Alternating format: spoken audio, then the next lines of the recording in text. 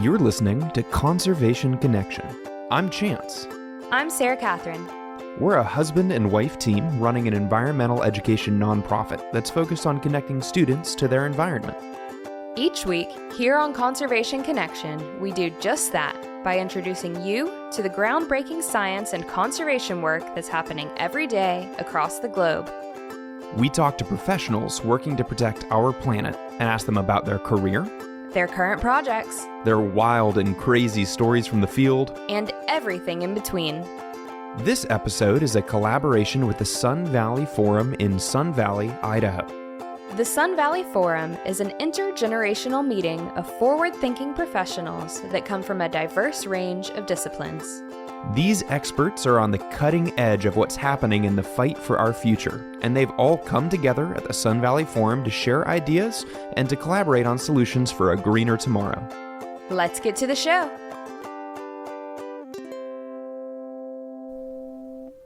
Alrighty guys, welcome to another episode of Conservation Connection. We're very excited to be back here at the Sun Valley Forum in Sun Valley, Idaho 2023.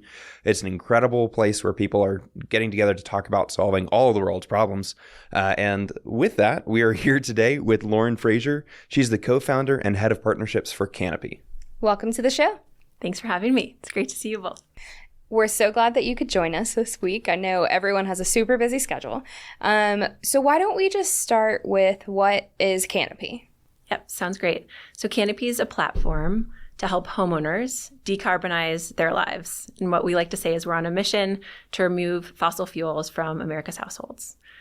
We try to make it really easy for anybody, whether you're a renter or a homeowner, to understand what's in your home, what kind of appliances and machines you have, heating and cooling, and heating your water, and what kind of car you have, and try to think about how you can reduce carbon and save money and become more efficient. And that's really important work, because I can't tell you how many people I talk to that have no idea when you plug something into that outlet in the wall where that electricity comes from. Like literally no idea how it's generated. To them, it's just the mystical force that is always in the wall, And so the first step of just educating people about where their energy is coming from is critical, and then making it easy for them to make meaningful change in how they're living, what types of utilities they're using, et cetera, is just one amazing step beyond that initial knowledge phase. And so it's absolutely critical work that you're doing. Thank you. Yeah, we like to say when people first log on, there's a lot of things you can do that can have high upfront costs and be expensive, installing solar or getting a new car. But just signing up for renewable energy, or if you have a community solar program where you live, you can actually save money on your energy bills and be signing up for 100% clean, renewable energy. And just that action can make such a big impact on everything else that you're doing. Yeah. So I wanted to ask, what are some of the big changes that y'all see, or I guess some of your most recommended changes when people come to you and they're like, what can I do in my house? What are some of the things y'all see most often? Yeah. So we like to give people choice to kind of tell us what they might be interested in and present a whole menu of options around clean technologies. And what's interesting from that is we can start to really get data on what people are most interested in. But heating and cooling is really top of mind for a lot of people. How do I be more efficient, save money, and have more comfort in my home around heating and cooling? Because often it's very lopsided across the house, right? Yes. Cold rooms, hot rooms. I've got a baby in a room and they're hot, and how do I cool them off, et cetera. So heating and cooling is a big one. Again, easy things. So it's just signing up for renewable energy, smart thermostats, and other, we also really try to help renters on things that they can do. So things like portable induction, hot plate. How can you think about that transition, getting the gas stove out of your house and trying induction? Make that really easy, and it's a quick purchase.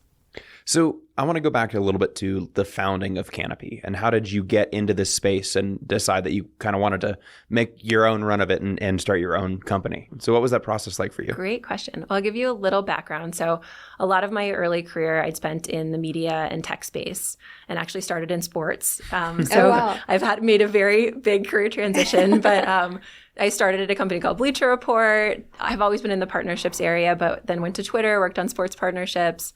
But fast forward, I was at Facebook for several years working on an analytics product there, but got really into climate because I have 2 kids now, but I had my daughter. We were creating a ton of waste. We had all these diapers, and I just was so frustrated that it was hard for me to figure out what I could be doing to both reduce the amount of stuff we were using, but also think about the planet for their future.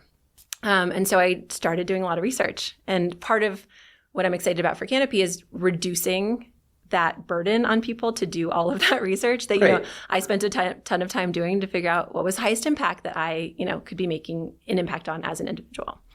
That's a lot of friction, because like how many times literally today, Sarah Kath and I took a break and we walked over to the stream that's 10-minute walk that way. And as we were walking, I was like, I wonder what the best way is to just get people to pick up trash while they walk, because how much easier would it be to manage our litter problem if there was an easily accessible solution, right?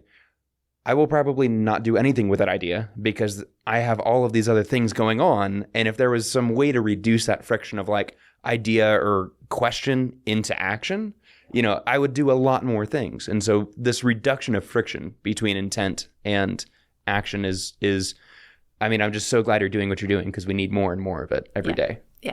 So that was a big part of it. So I ended up going to work for a nonprofit called Rewiring America, which is a really great organization that everyone should check out, that did a lot of policy work around what's now the Inflation Reduction Act, but really shining a spotlight on the need for electrification, or this transition away from fossil fuels to clean electric appliances powered by renewable energy.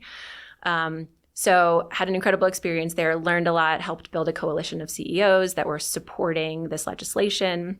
And then, but still had this thought. And when I met my co-founders who were working on this idea, I was like, yes, it's still too hard for individuals to make these upgrades. And even though there's now a bunch of money, everyone should check out all of the incentives and rebates that are available. It's too hard for people to take those steps from interest. Like, I'm uncomfortable, or I could save money, or my neighbor has solar. Like I might want that, to then figure out how do I actually do it and not, be calling 15 contractors and trying to figure out the financing because it's confusing and it's really hard. So what are some of the like concrete products that Canopy puts out that helps homeowners? Is it like, here's a list of people we know that do this work, or like what are the actual things that you're delivering to homeowners? Yeah. So it's a digital product. So everything's available, online or on your phone, but fill out an initial profile. And then what we do is help localize it. So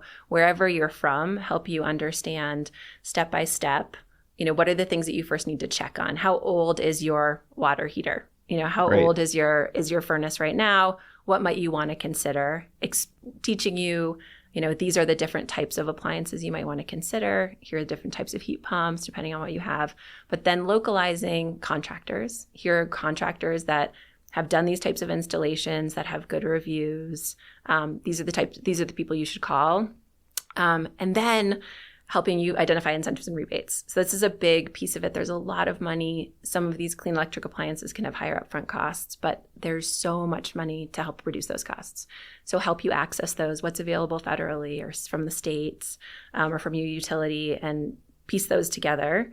And then the other big thing is we have this sort of concierge, help service along the way, where you can just email us and say, hey, okay, I got my 2 quotes.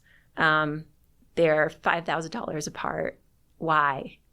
How do I figure this out? Like, what's better? What's not?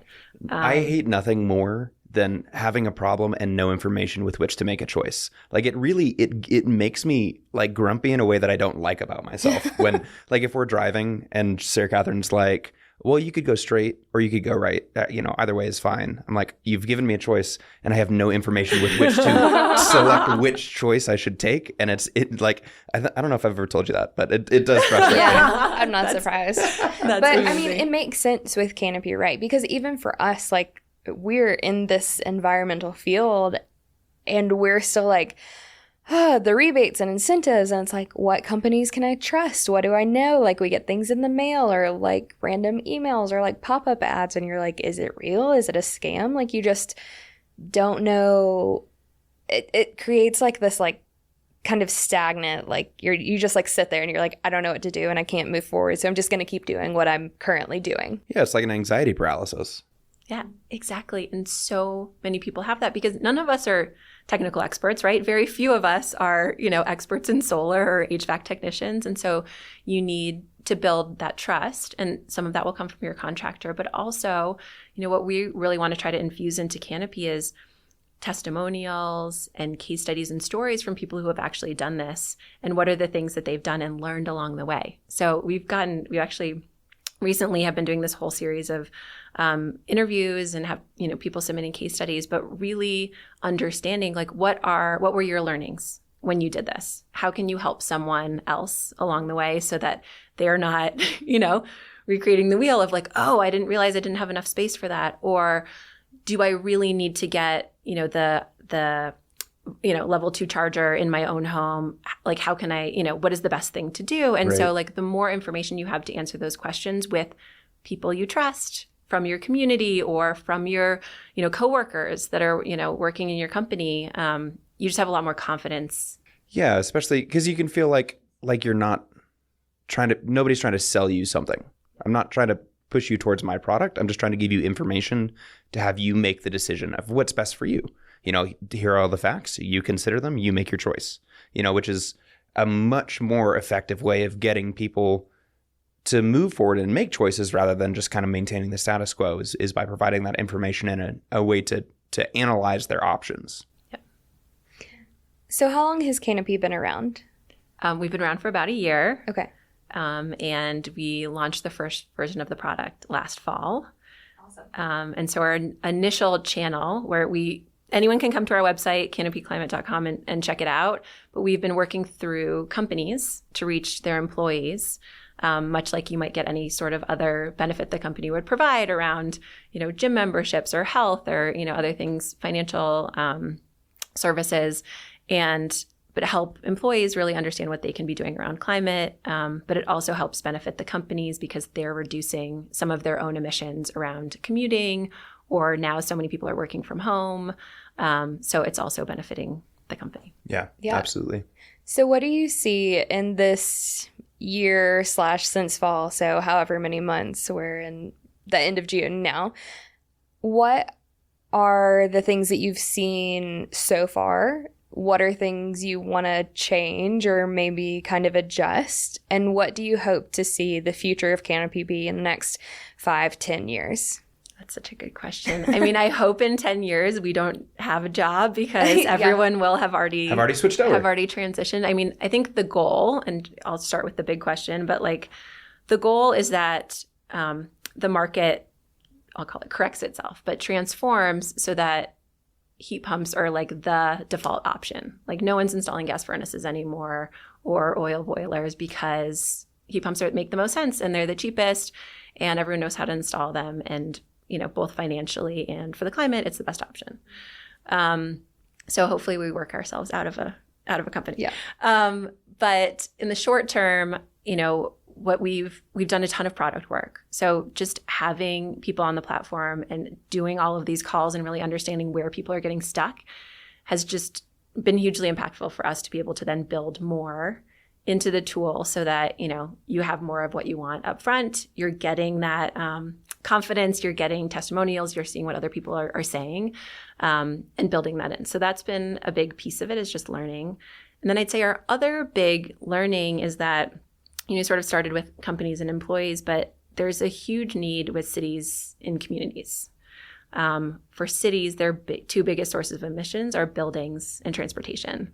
And that's really what we focus on. So the more that we can help cities, but really community-based organizations that are doing this work, and the ones that are, really getting people to move in a lot of places, and make upgrades, can use tools, like better digital tools, to help them scale, and be more effective in the really good work that they're already doing.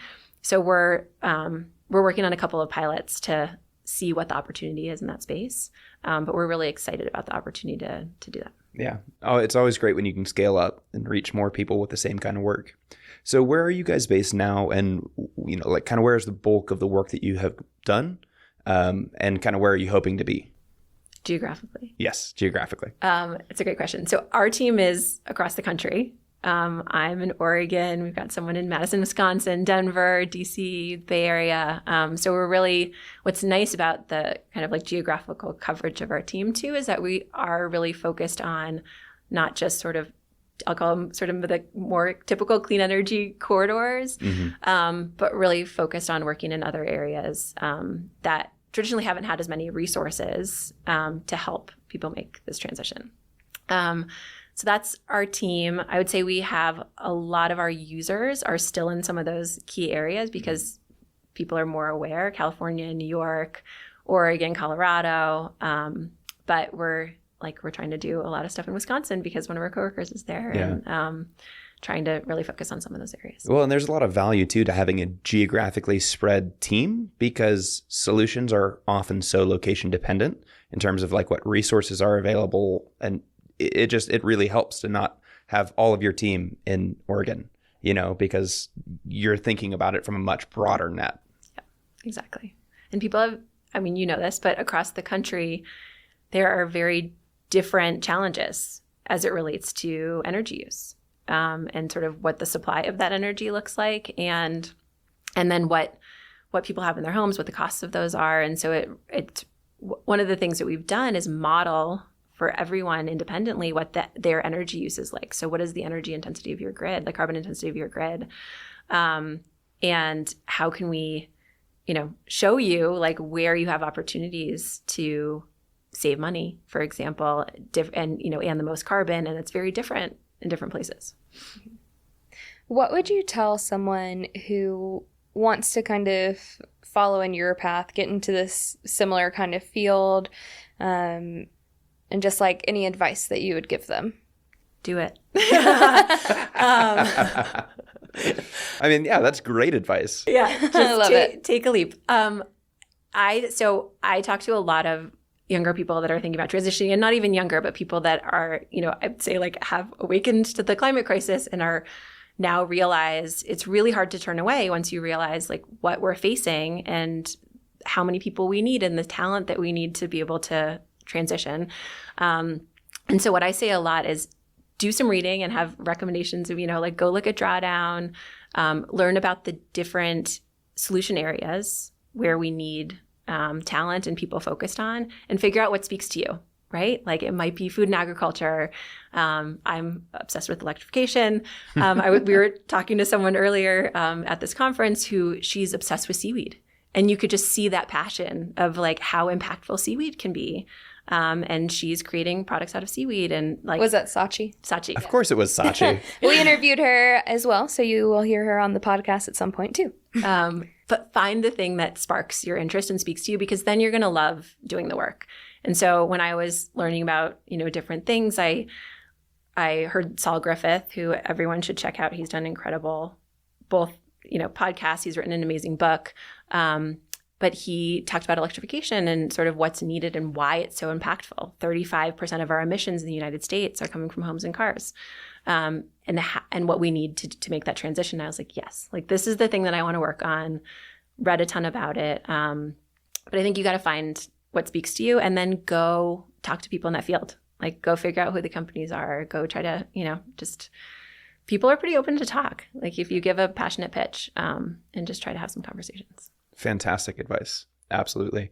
It's definitely one of the things that we see, probably to date, we've released, I think, 95 episodes at the time of this recording. It'll be more by the time it comes out. And I would say at least 60 of those episodes, somewhere in there, say something along the lines of like, figure out what you care about, figure out what you're good at, and then blend those two together to make real change. Because then it doesn't really feel like work. Work always is going to have some element of work to it, right? But if you're passionate about it, it carries you through those hard times. And that's just, I can't reiterate that enough.